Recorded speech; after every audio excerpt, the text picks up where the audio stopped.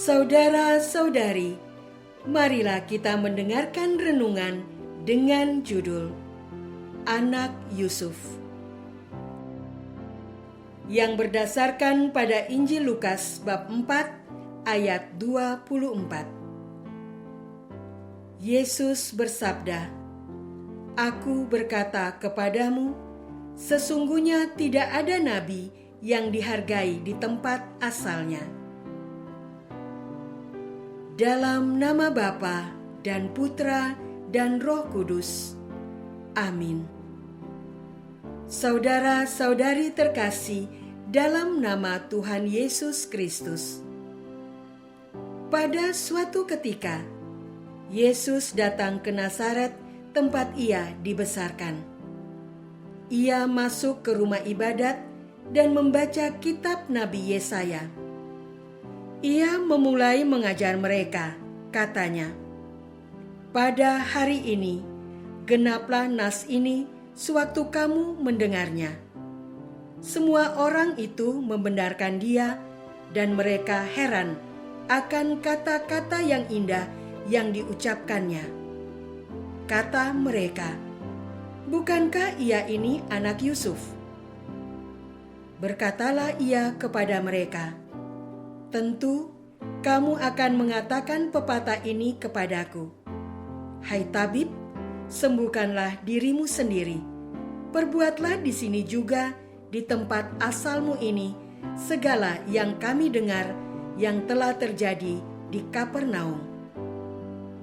Katanya lagi, "Aku berkata kepadamu, sesungguhnya tidak ada nabi yang dihargai di tempat asalnya.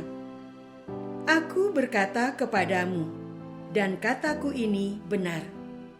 Pada zaman Elia, terdapat banyak perempuan janda di Israel. Ketika langit tertutup selama 3 tahun dan 6 bulan, dan ketika bahaya kelaparan yang hebat menimpa seluruh negeri. Namun Elia diutus kepada seorang perempuan janda di Sarfat di tanah Sidon.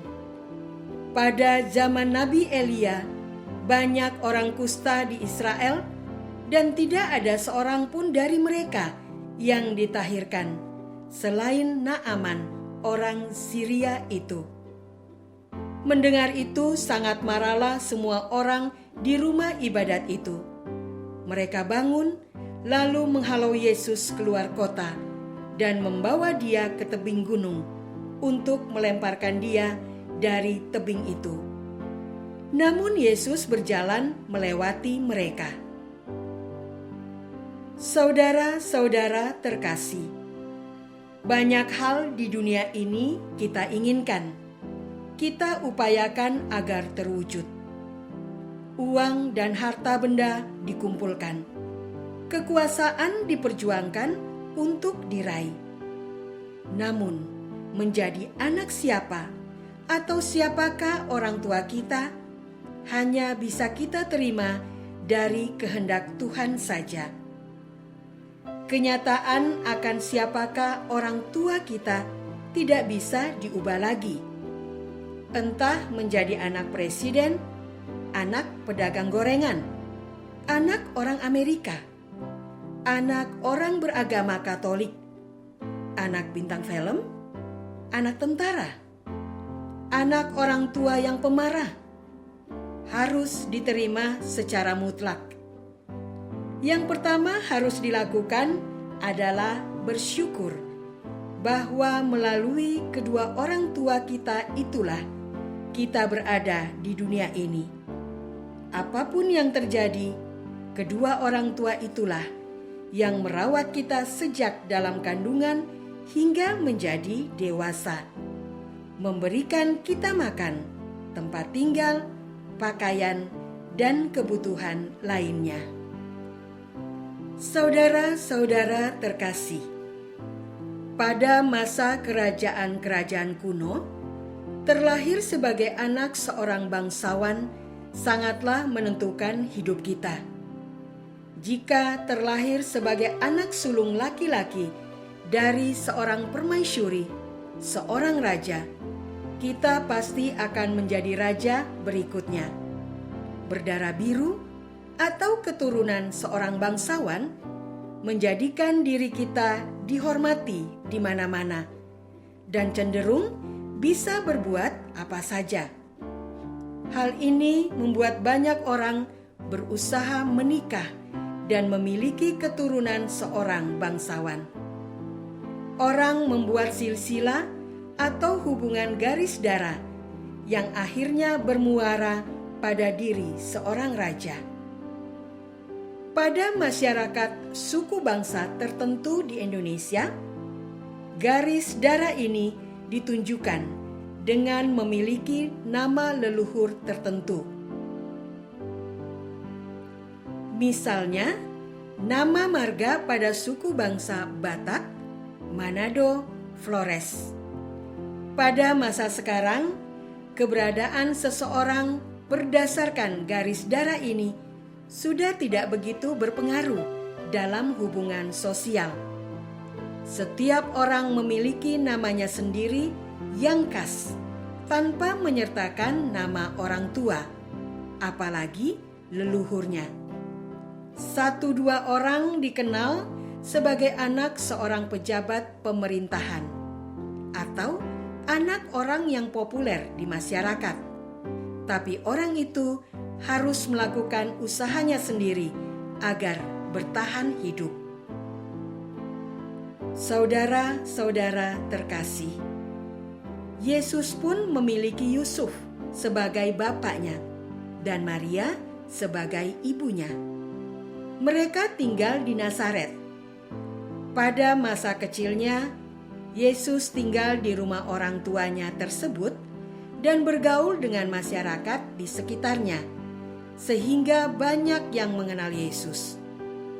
Yusuf sehari-hari bekerja sebagai tukang kayu. Tidak ada hal istimewa dalam keluarga ini. Hal inilah yang membuat Yesus ditolak oleh masyarakat di mana ia pernah tinggal, sehingga pengajarannya tidak diterima dan ia tidak bisa membuat mujizat di situ.